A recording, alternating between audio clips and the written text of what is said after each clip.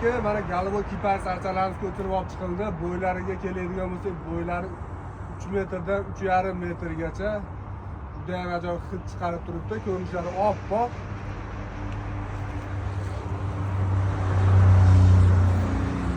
Holatlarini mana ko'rishingiz mumkin.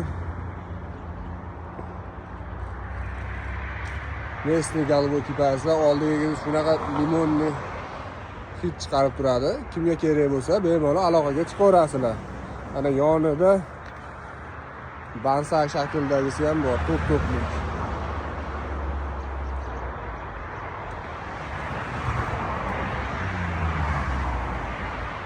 Ranglari ko'rishlari ham juda ham zo'r holatda.